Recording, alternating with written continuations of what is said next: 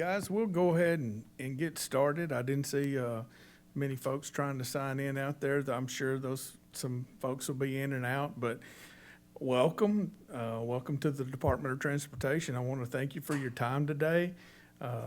We're going to be working on a topic that we are to work on more often, and we are to spend the time to scrutinize our practices from time to time and see what effect they have on not only the movement of goods, but the commerce of our great state. And I want to just thank you for being here again. And we need to be able to scrutinize the process against changes that take place out there, and certainly changes in opportunities. We got a bunch of folks here today to discuss a bunch of different topics. I've proposed some, but I think it'd be best right now if we just went around the room and introduced ourselves, and I'll start out.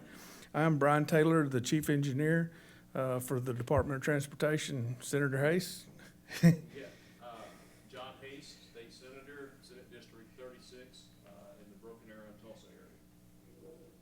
Senator Michael Bergstrom, Senate District 1, which is far northeast corner, Grand Island is Delaware County. Captain David Moffett, I'm the Highway Patrol Commander of our Commercial Motor Vehicle Division. Lieutenant Preston Lay, Highway Patrol Supervisor of Troop S. John Scully with the Department of Public Safety. Sheridan O'Neill, Legislative Liaison for the Department of Public Safety. Carolyn Holmes, Director for Size and Weights Permits. Tanner Kim, Program Manager for Size and Weight Permits. Steve Jacoby, I'm the State Bridge Engineer here at ODOT. Lucille Brewer, attorney with OG&E. Paul Jefferson, Fleet Manager of OG&E. Courtney Cook with the State Chamber of Oklahoma. Mark Willingham, Deputy Director of Transportation Corporation Commission. Jack McNutt, Enforcement Manager, Transportation Division, Corporation.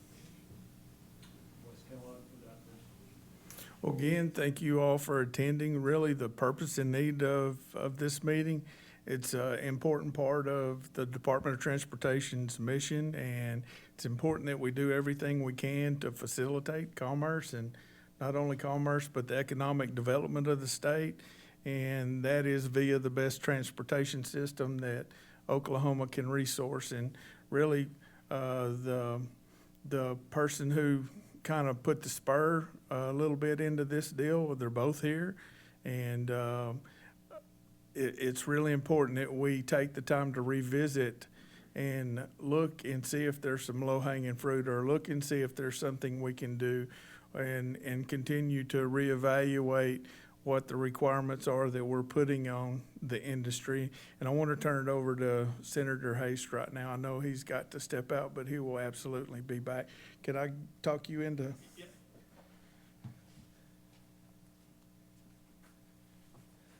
Again, thank you, and I appreciate everybody being here and taking this role very, very seriously. Some of you know this, some of you don't. In the interim, I spent time visiting manufacturers within Broken Arrow. Broken Arrow is either second or third largest manufacturing city in the state of Oklahoma, so it's very meaningful for us from a standpoint of Broken Arrow, but also related to Tulsa and Wagner County, but also the state of Oklahoma. And and one of the reasons I was doing these visits, we talk about economic development. Well, so many times economic development gets in people's head that, well, that means bringing new industry into the state. Well, that is part of it. But I really believe the bigger thing is organic growth and being able to take businesses that we have here now and that have invested into the state of Oklahoma and support them, because they can add the 10, the 20, the 50, the 100 jobs. So how can we better support them? And then in doing so, that will also set the stage for additional companies to come into the state. I'll give you a couple of quick examples. We have one company there in Oklahoma called AG Equipment. It's a $500 million company. The last 2 years, they've invested $200 million in infrastructure, their facility. They're here. They're not going anywhere. We have another company that it was 130 employees. 90 days later, they added 170 employees. Okay, and this is because they moved another division into Broken Arrow because they like what they were seeing. But one of the things that came out of it, a challenge, was the movement of these overweight, height loads. You know, again, when you look at Broken Arrow, it's not a mass production. It is the things that are building the ones, the twos, the threes. Those are higher margin, higher profit, higher priced, higher wage type products. And so it's unique. Broken Arrow is actually the #1 producer of certain type products, heat exchangers. Broken Arrow is like in the top 2 or 3 in the nation within that. So there's a lot of these different things come to play. But these products have to be shipped out of state. And these are going to Texas, Pennsylvania. That's 2 of the key states that come up. So it is commerce that we're creating. We're exporting goods out of the state of Oklahoma that is benefiting all of us.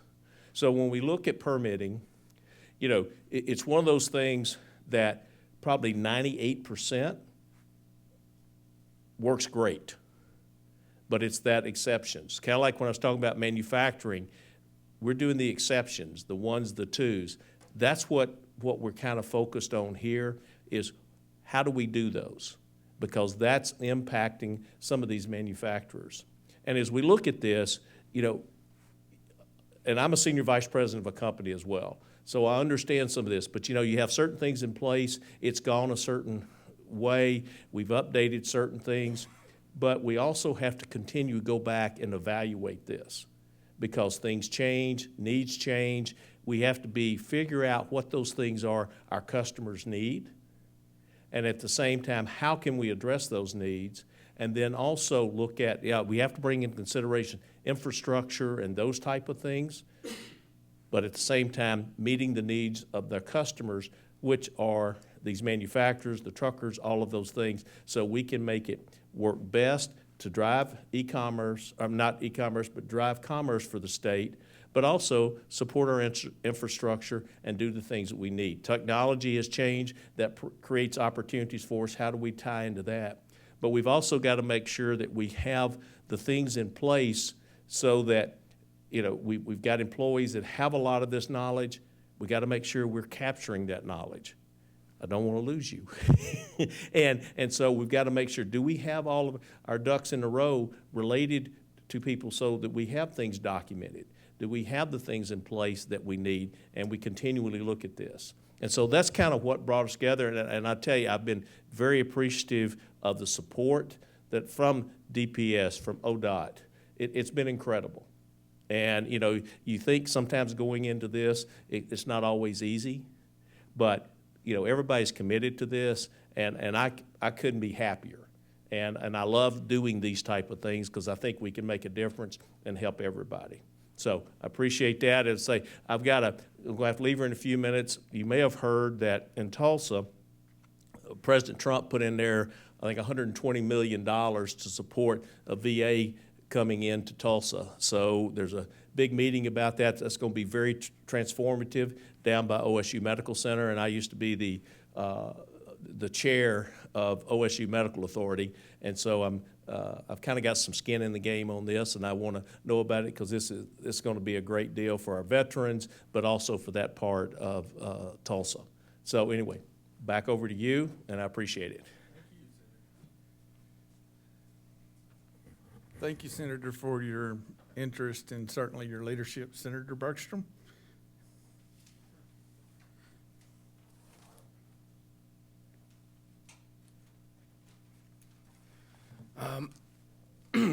This has, of course, been an area that I've been interested in a while. Originally, I'm vice chair of transportation, but a little while back, Port of Catoosa had gotten a hold of me about issues that they were experiencing and that manufacturers in the state, but also manufacturers out of state bringing things in, where it was causing it to be more expensive because of having to change trailers and different things like that. So a couple years ago, got some legislation passed where we dealt with some of those issues.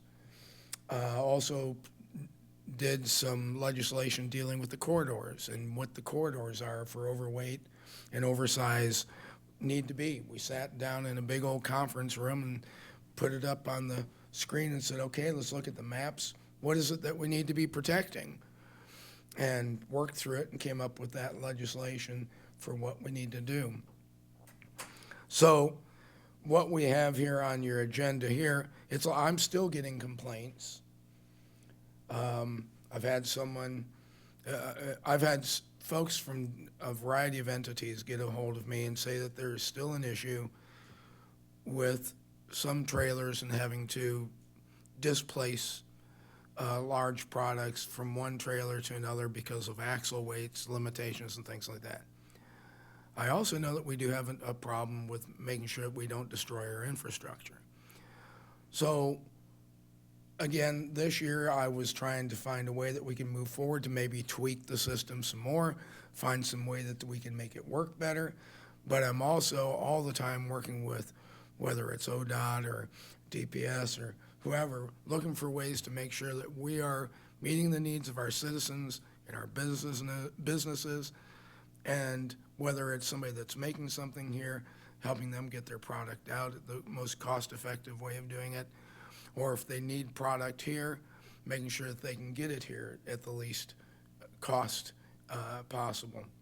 So I'm happy to participate in any discussion that we have in this area. And looking at the agenda and what we have on there today, I think that we have some pretty good topics to look at.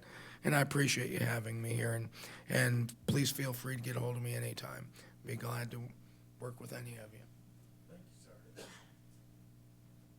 Thank you very much, Senator Bergstrom. I have a couple of mics back here so we can pass it around. That way, I was wanting to record the audio and possibly the video of the meeting so we can go back and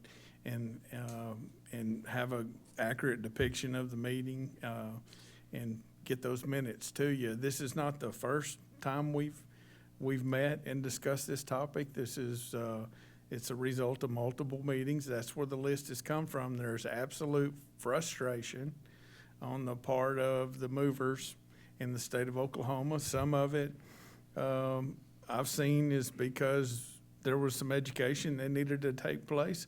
And some of it is you're going, they require you to do what?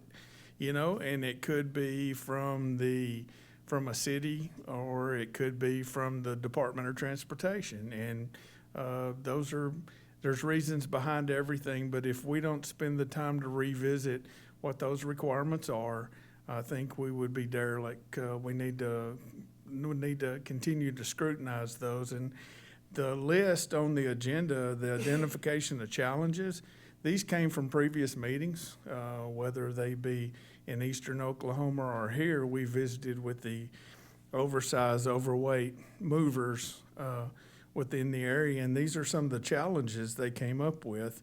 And their first that is on there, and let me just say that this is a list I provided to you. If there's an additional list or we need to add something to this list, please let me know.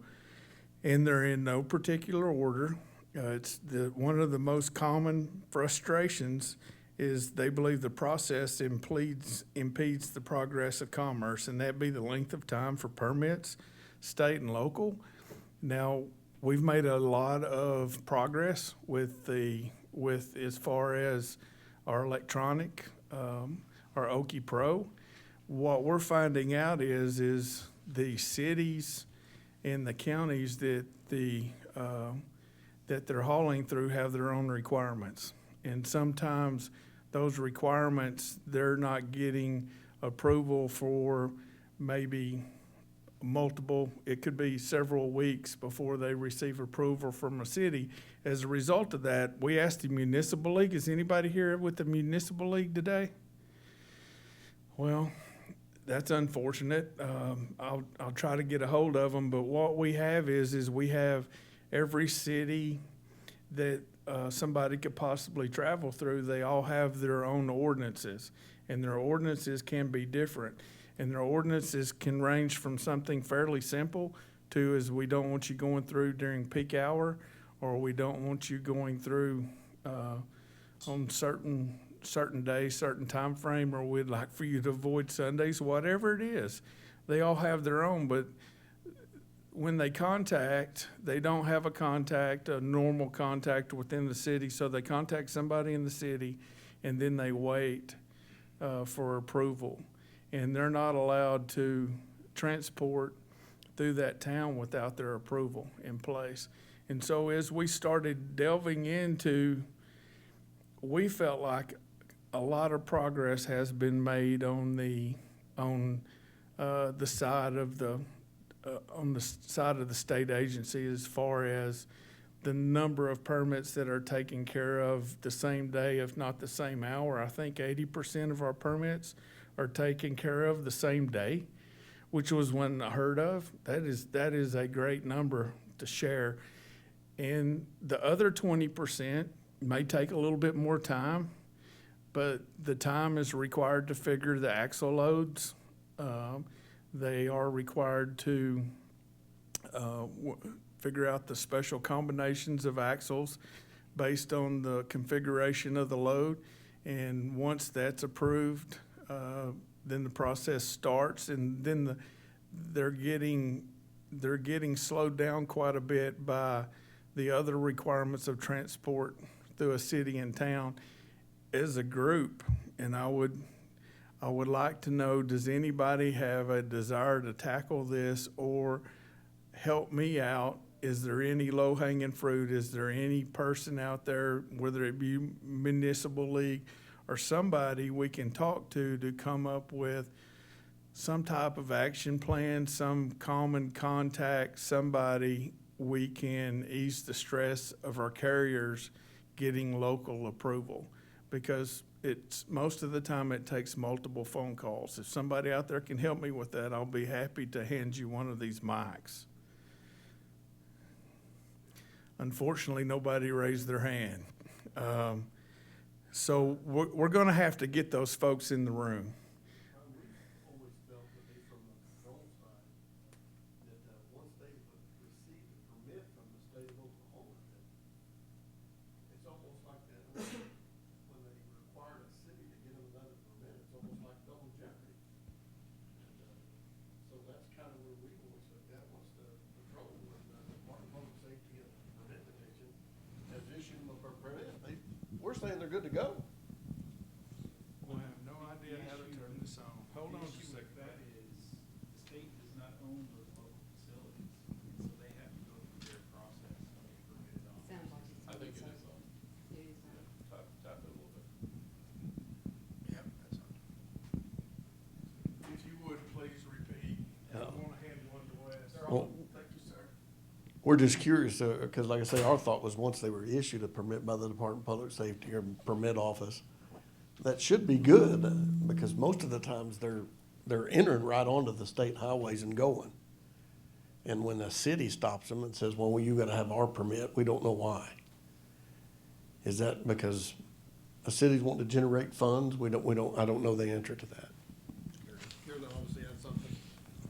Well, the problem we have with cities is that they contact my restriction manager and they tell her, we don't want any oversized loads coming through on our city streets during these times, whatever.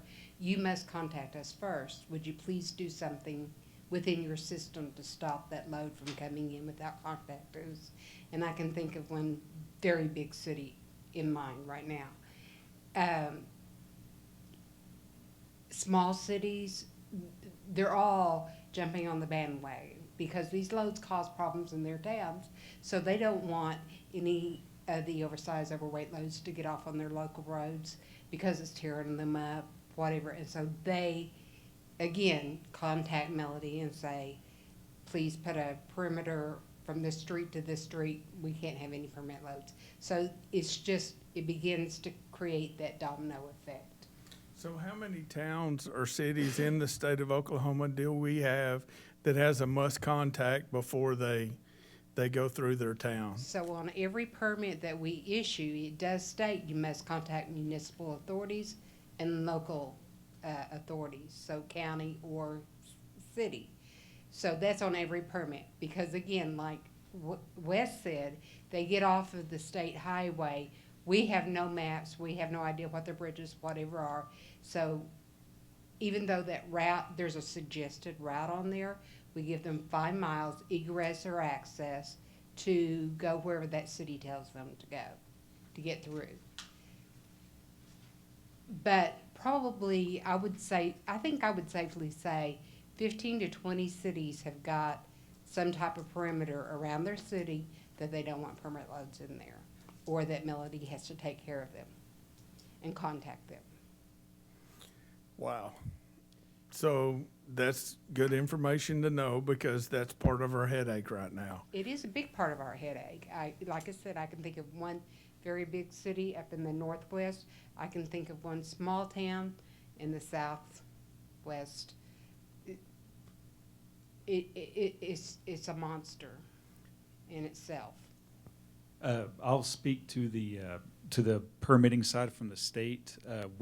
Like I said, the state, specifically ODOT, we only own the ON system.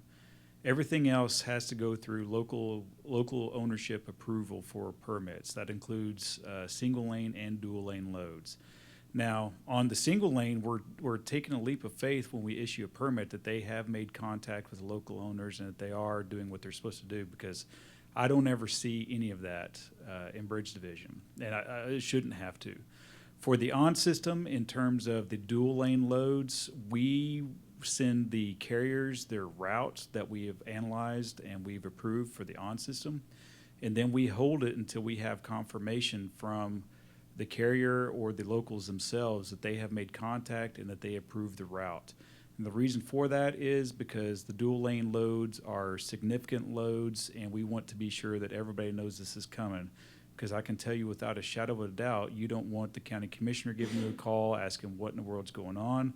You don't want the cities giving you a call wanting to know what's going on. You definitely don't want the division engineers calling you asking you what's going on. All these things have happened before. We cannot allow the carriers to move without making contact first, because that's when bad things happen.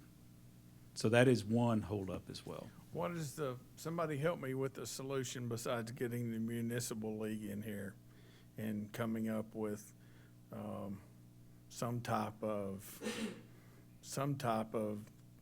protocol that would be common? Nothing? I will say, like the city or the state of Texas, they're different. They only permit segments of highways. There's segment of highways that they don't permit on. Those companies are allowed to move on those. There's city streets, etc. So I don't know about Arkansas or Missouri or any of the other surrounding states.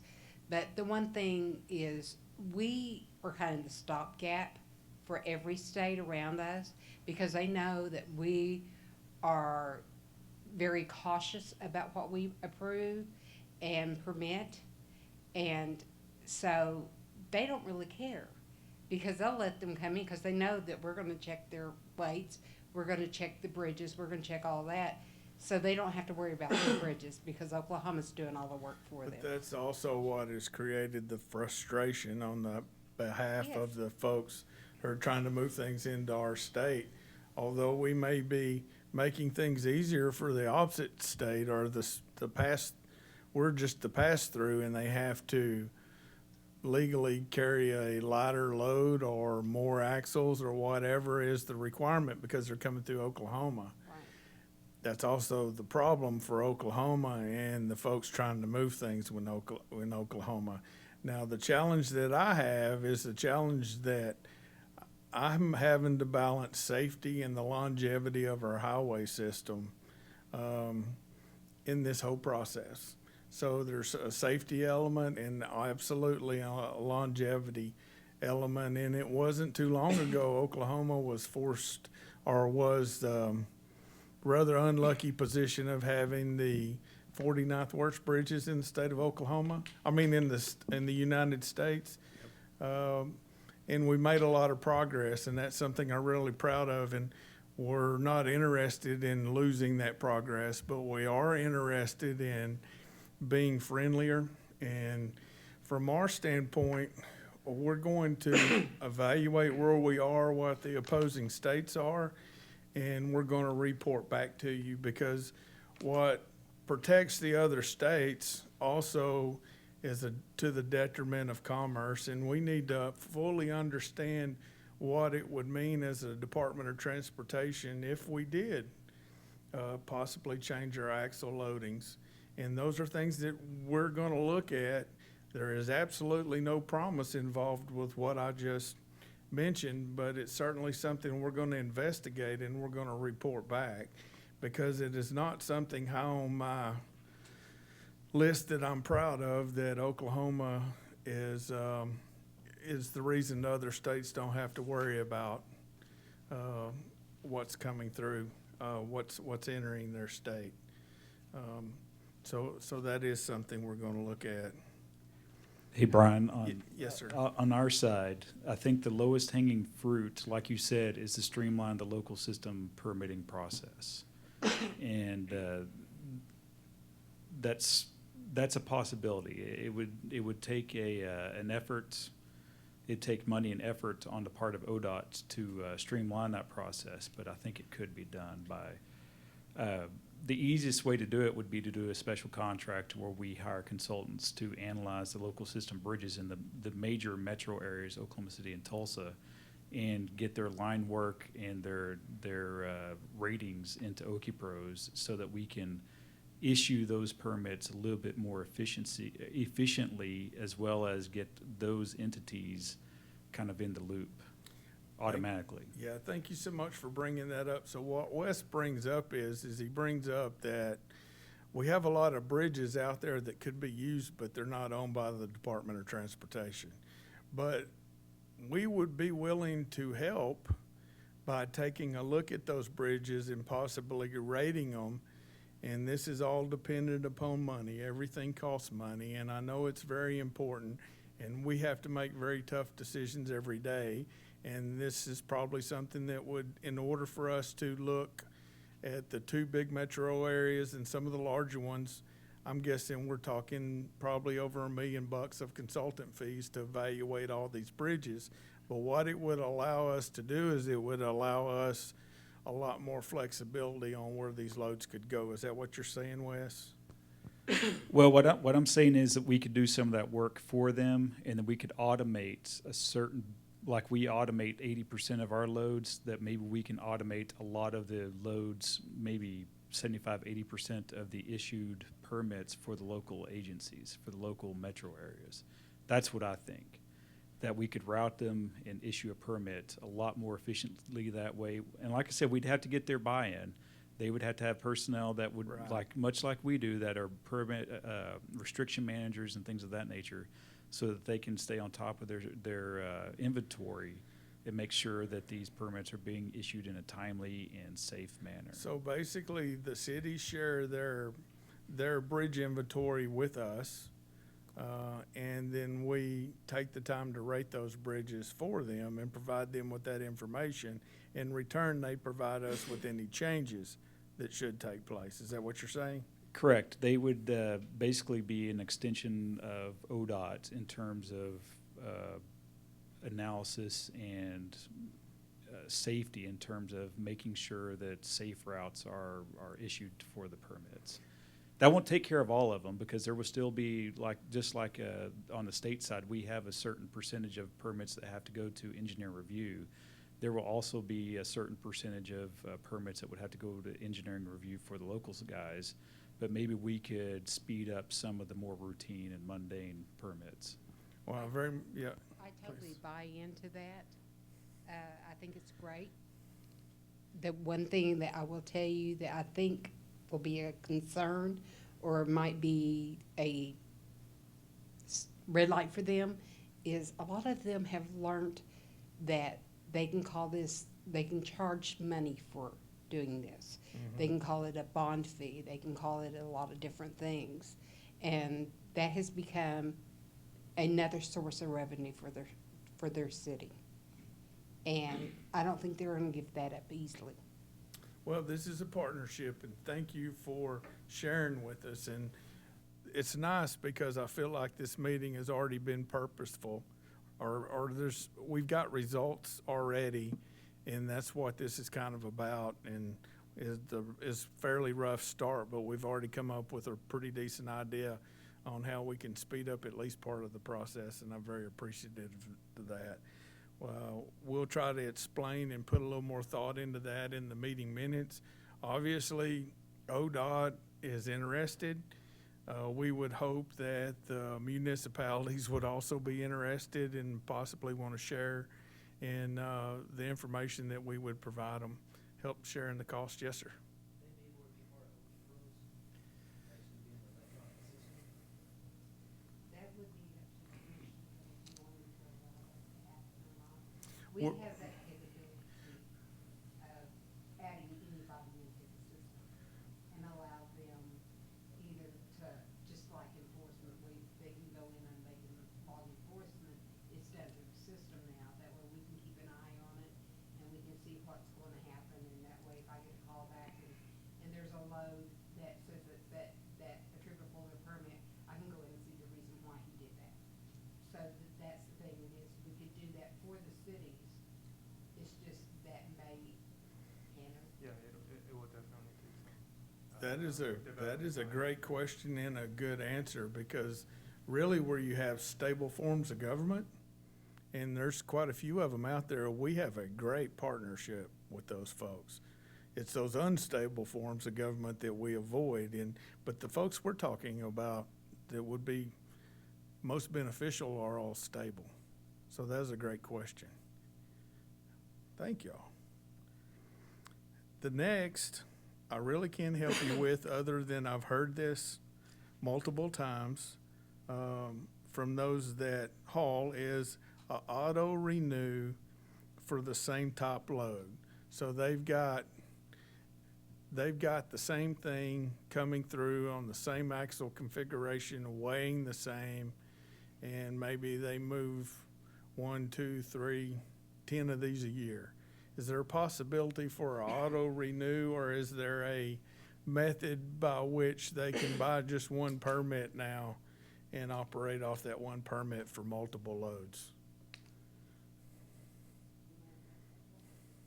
Currently, we have the 120 kip annual permit, so 120,000 pounds. If the carrier meets a certain size and weight and axle spacings, then they can get an annual permit and run on we maintain an annual envelope permit vehicle map, and so they can run on the green routes on that map.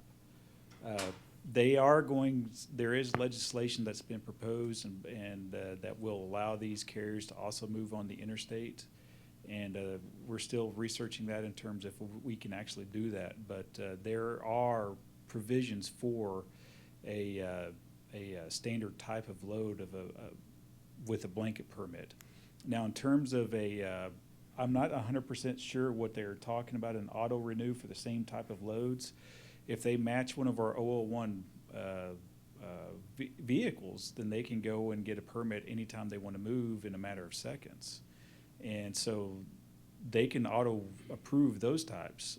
When it comes to the dual lane moves, those are a one at a time type thing, because each load is conceivably different. Now, additionally, if we have a carrier that's going to make 10 moves over a course of time, they'll make contact with ODOT, give us a configuration and a move schedule, and we'll give them a route to survey, and we issue those permits as needed. And so that's something we do internally for the dual lane loads.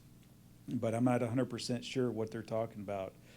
So you have a dual lane load that is repeated time and time again. Would there be a non-OL1 dual lane load that is repeated multiple times? Could they just go through the process one time? No. No, they would. So the system requires us to enter that information every time, and it goes through the process. When it does not meet an OL1 and it does not meet moment and shear, then it knows to either send it to Grossman and Keith for them to look at, or if it's dual lane, it comes here to ODOT. So that's done each and every permit. And that process has to be done because they may change the configuration, and we have no way of knowing if it was just done over and over again. The system has got to run it. Those axle spacings, weights, whatever. We can't just pull up a permit and say, okay, I want another one just like this, and it just say okay and let it go.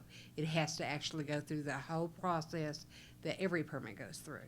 It looks at the route, it looks at the weights, it looks at all of the things that it needs to look at, then to make the determination. This can be done by what we call a auto approval, or it needs to be looked at by one of our agents, or it needs to go to Grossman and Keith, or it needs to go to engineering. So the system does that for us.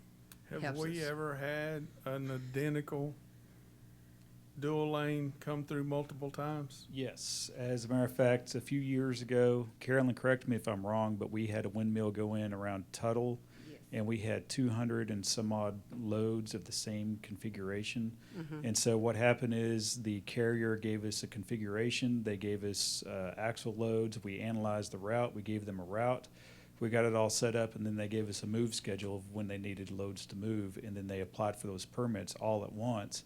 And we approved the laden and unladen configurations as needed. So every Monday morning, we'd approve 10 loads, and we did that for several weeks on end.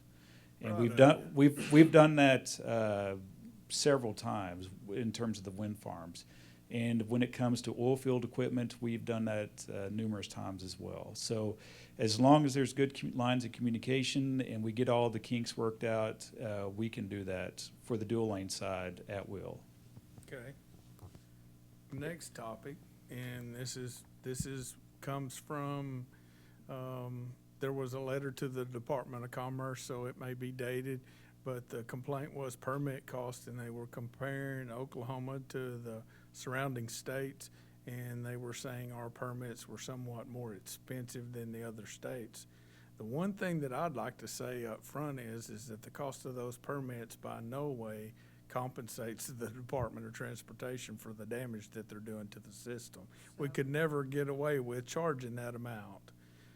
And I'll stop there. Every permit is done legislatively. So our fees are set by legislation. And so in 2010, they were $10 for $20 for oversized, $5 or $10 for every 1,000 pounds. No, $5 for every 1,000 pounds overweight, and then another $20 for weight. And then 2010, before Governor Henry left, he doubled the fees, and that sent them skyrocketed to $40 size, $40 weight, 10 for every 1,000 pounds over. So we have no control over that. That's done by law. And that was done in 2012? 2000 in either 2009 or 2010. Okay. And they've remained unchanged Yes. since that point in time? Yes, except for any new permits that has been created. Yes. Okay. The letter that I saw was dated 2012, so it's also dated somewhat.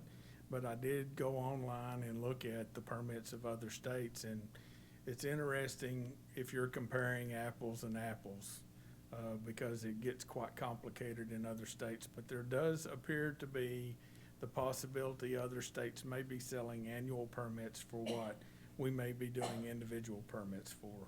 You agree or disagree? That could be that could be the case. I know some of them, they don't charge by, where we charge by size, we charge by weight, and we charge by 1,000 pounds that you're over. Some states charge by however many segments of miles that you run as well. Mm-hmm. So that in itself can be quite expensive when you start adding that up. So every state has their own individual way of doing things on that. But I hear complaints all the time that we are Okay. the most expensive state. All right, allocation of permit fees. I'm sure this is also in statute, and I cannot tell you where those permit fees go at this point in time. Well, we're gonna work on that. So we tried to get some of that down. Goes to the general revenue, and it goes to the Way Station Revolving Fund.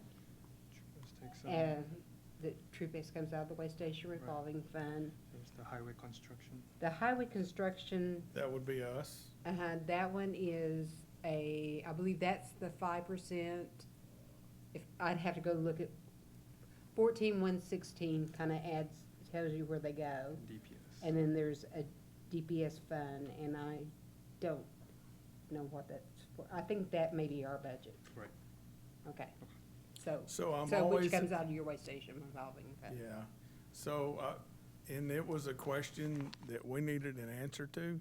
There's certainly, that's for another discussion. That's not really the main topic today, but it would, you know, when you get to look and you always look for the intuitive, and you would think that when you pay excise taxes on your vehicle or tag your vehicle, most folks intuitively think that that comes to transportation, and it does not.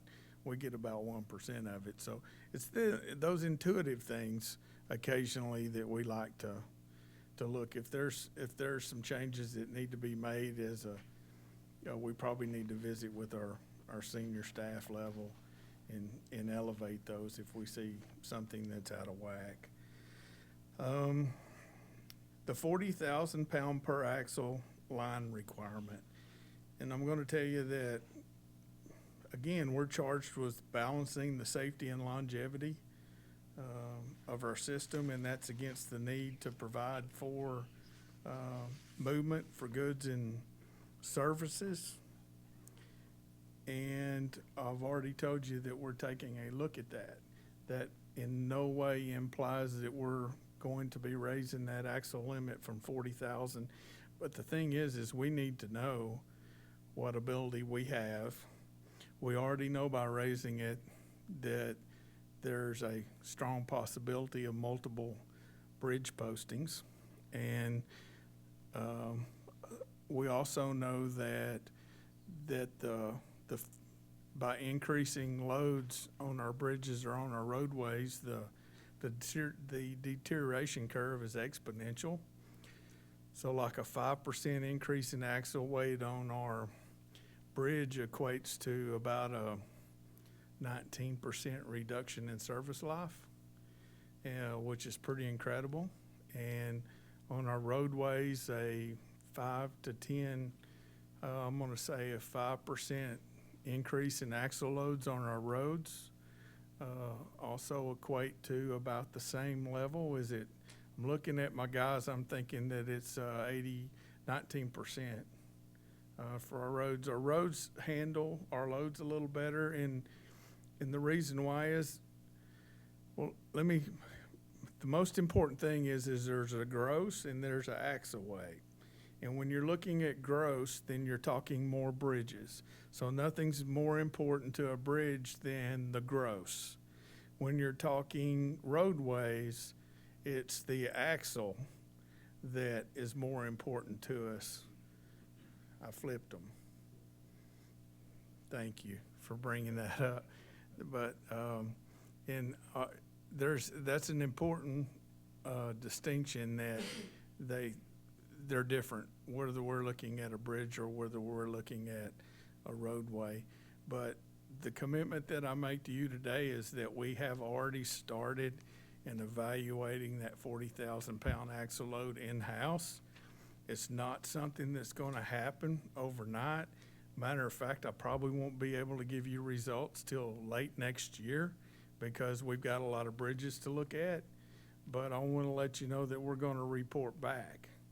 And it would certainly be my desire that, obviously, at some point in time, I want us to be seamless, where you're driving across America, and this is no different than in Kansas, Texas, Arkansas, New Mexico, or Kansas, and that would be our goal.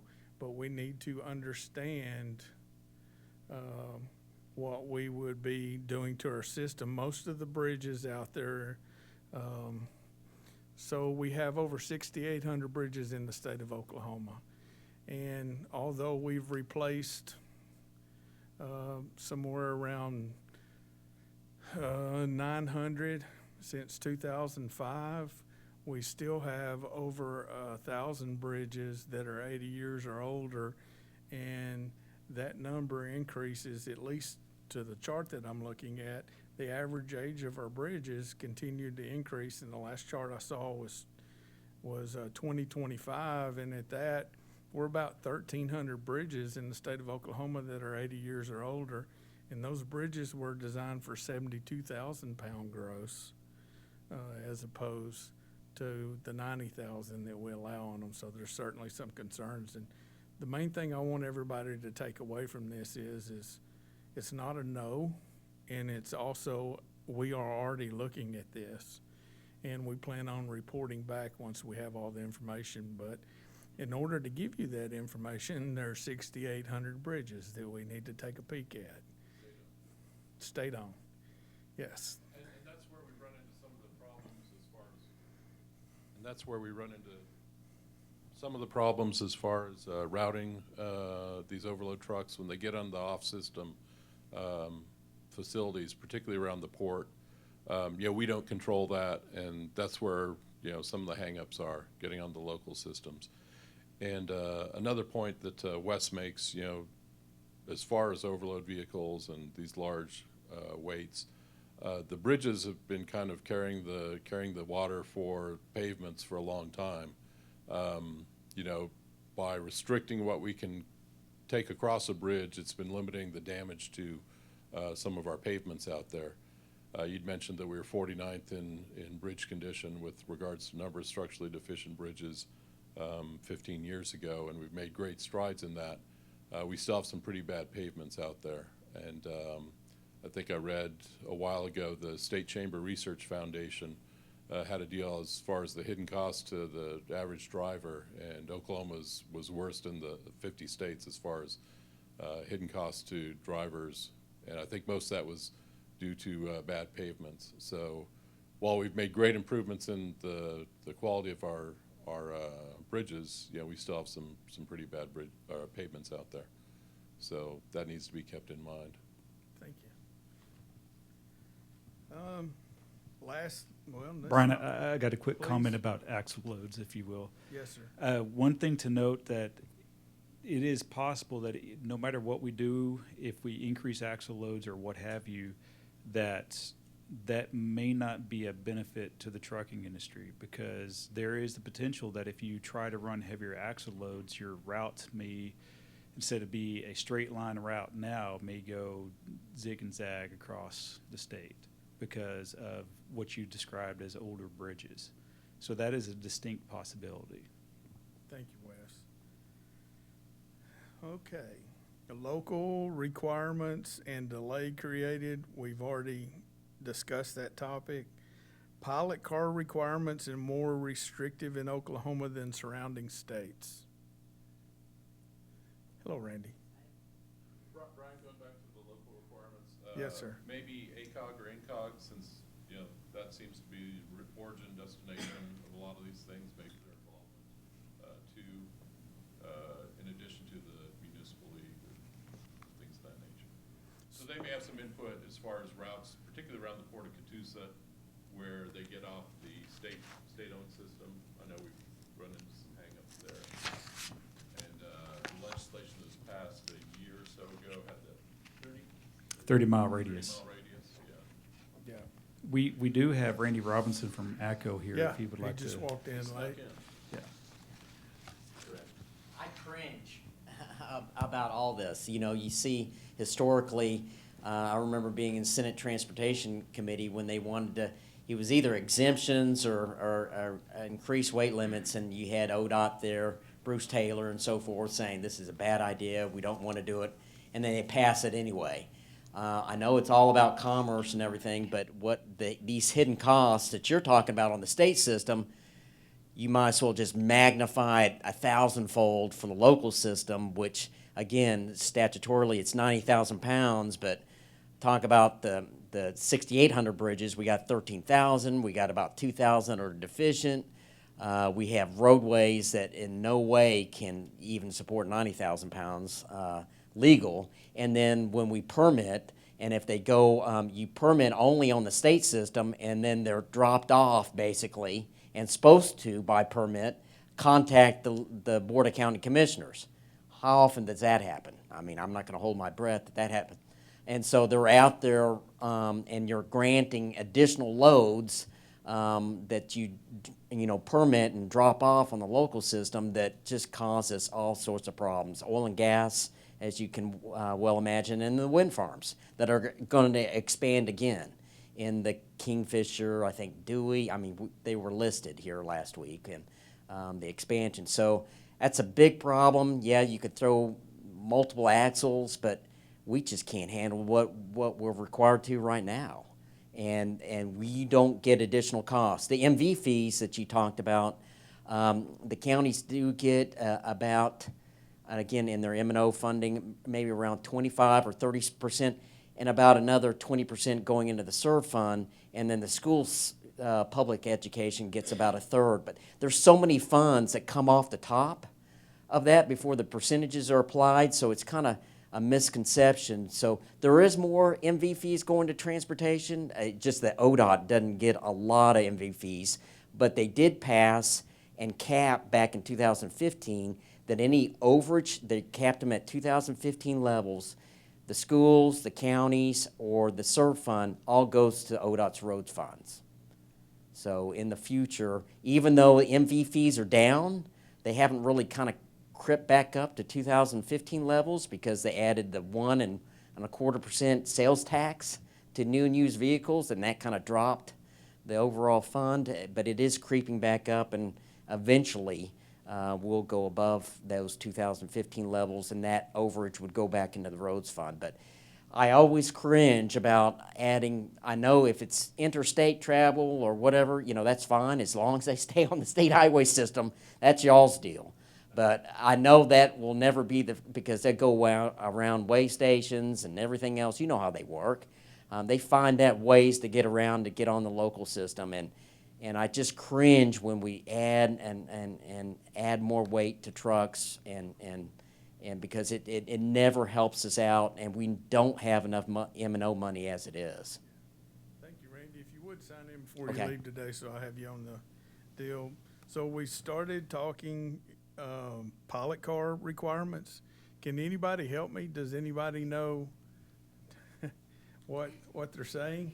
I'm not sure what they're saying, what they're asking. Are we different than the surrounding states on requirement of pilot cars? I hear Texas is better. I'll investigate that. How about that? Yeah, because, not every state has a pilot car program. Okay. So we meet, so there is 7 states: Colorado, Florida, Minnesota, North Carolina, Utah, Virginia, and Washington. We reciprocate with those states. Okay. So we accept their rules, they accept ours. So when you escort in the state of Oklahoma, you must be certified either in one of these states or in the state of Oklahoma if you're doing it for hire. If you're not doing it for hire, you're working for the company, then you still have to meet the requirements for escorts as far as the equipment that's required in your vehicle, but you do not have to be certified. So I'm not sure what they're asking out of this. Okay. Well, I'm not either. Yes, sir. I think that's in response to Representative Ronnie John's bill 29, something or other. Okay. About the length? Yeah. Okay, we spoke with him, and what he wants to do is allow up to 90 feet before we require an escort. Length, when it comes to length is not my biggest heartburn when it's about escorting, because as long as you can make that turn, you're good. It's width or it's height that is really the most dangerous part out there. If you have width, your oncoming traffic can't see that size. If they're way high, they might hit a utility line or something. So lengthwise, I don't have a problem with them changing it. And so we talked to Representative Johns, and we told him we'd like to address that administratively, and he seemed to be fine with that. So we talked about doing it in the administrative rules. Excellent. That's great. Good news. Thank OG&E for showing up. The next one, overhead utility conflicts, and what we're getting is our oversized, overweight load folks trying to get a load through the state of Oklahoma. They're telling me that it costs them an additional $20,000 to $30,000 to get a load through because they're having to contract with bucket trucks to run the utilities in front of them.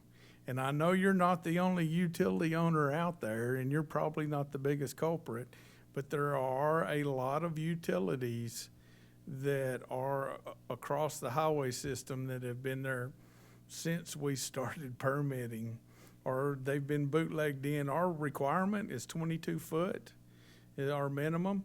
So anything that gets put in or has been put in recently has a 22-foot minimum, and we do take the opportunity to measure those occasionally. But what we have is we have a lot of utilities out there that are around the 14, 15 plus range, and maybe they've been there a while, and the oversized folks, as part of their permit, have to clear the corridor, and they're telling us they're spending between $20,000 and $30,000 to get an overheight load across the state, and that's use of bucket trucks. So then he says, why don't you do something about that? And being the Department of Transportation, we require permits when you install utilities across our highways, and we make sure that they're installed properly. However, when you look at the ones that were up 30, 40, 50 years ago, or the ones that got bootlegged in on somebody else's pole, cable TV, others, then it's creating a pretty big burden. And anybody that can speak to any solution or indicate or better define the problem, I'd very much appreciate it.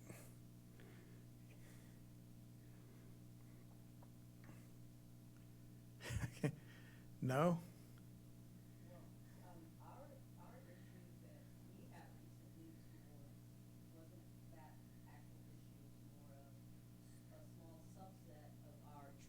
Are between 22 and 23,000 pounds, and there's some concerns that we wouldn't be able to appropriately and respond to an emergency.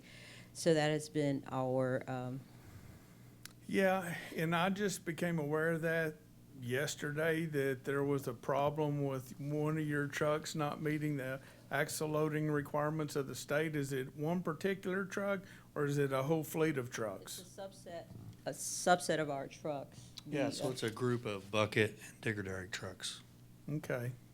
And so you axled it out and it will not, I guess you put it on a set of trooper scales to axle it out, or did you take it to a set of scales to figure that out?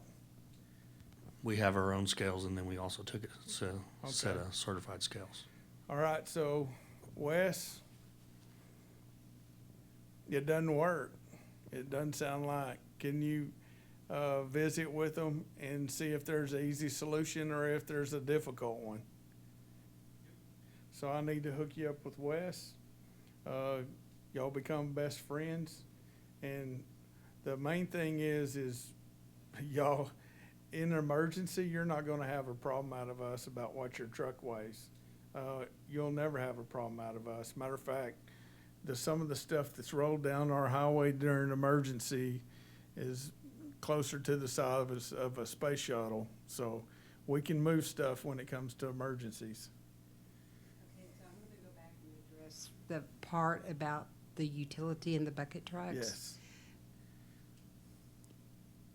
Years ago, we had that if they were 17 feet or greater, they must contact all utilities, railroads, escorts front and rear with everything. And then about, I'm gonna say 4 years ago, there was a meeting at the, I guess, Rural Electric Co-op over here off of I-44, that they bought out a big generator and stuff, and they talked to us about lines being tapped and being lifted by carriers and etc. There was like several of us in the room. I believe, and I'm pretty sure Ogenie was there. Maybe Ray Rice was y'all's representative back then. He still is, I believe. Okay, and so we all was in there, and they just was hitting us really hard about we've got to do something to protect our lines. And at that point, that time, Commissioner Thompson and Captain Upchurch, they all agreed that we need to do something. I believe that we already had the 15-foot line there, but we didn't require them to, we didn't enforce the bucket truck at that point. But when we left out of that meeting, we were told that we need to come up with some way to make sure that these companies were hiring bucket trucks to go out there and lift these lines and not doing it themselves. And so that's when that came about. And so we created a form that for contact utilities and railroads, and we make them list what company that they contacted, who it was they talked to, and all the way down through on their route that way, and then sign off on it. And we keep that, and that's supposed to be our protection, showing that we've done something for, to get these companies to do this, to hire a bucket truck to lift these lines. But some of the companies said it's not just any bucket truck's going to come lift our lines, it's going to be us. And then we've ran into the problems where they say they've contacted and contacted and contacted them. They can't get nobody out there to do it for them. It's a problem that has been created, but I don't know how to fix it. So to me, the low-hanging fruit is that we clear north-south corridor and we clear east-west corridor. We work very hard to get a corridor that we know the utilities are clear on, and we keep it clear. And that would coincide with hopefully the one that has the best bridges and the best roads, because then it gets really complicated. But I really believe that the idea of the utility deal's a big deal for somebody moving all the way across the state with a supersize. And $20,000 to $30,000 is a lot to have bucket trucks to move utilities. If we could identify the corridors that they're most interested in and concentrate everybody's efforts on those to get the biggest restrictions out of the way.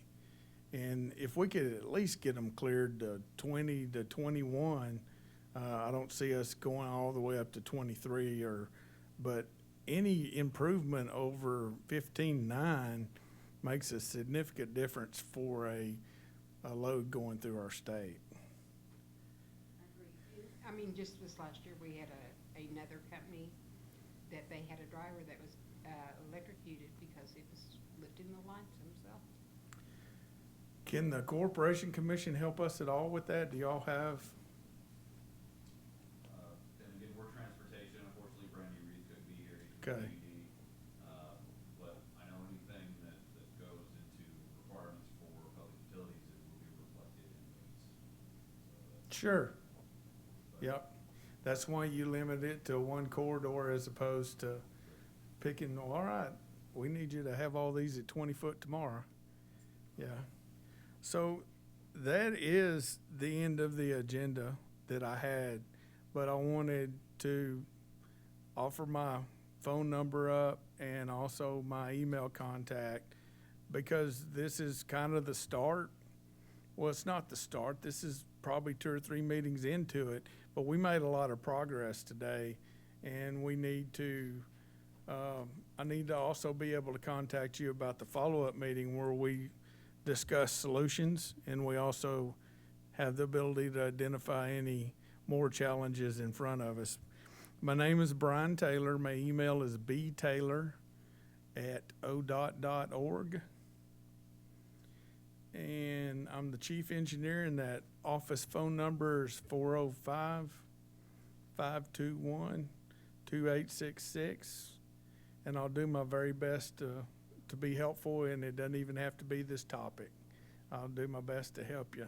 Again, thank you for coming out. Sorry I kept you so long, but it was certainly a lot to talk about, and I'm a lot smarter as a result of it. Carolyn, as always, is the one that saves us again. So I appreciate your expertise. And thank y'all for coming out.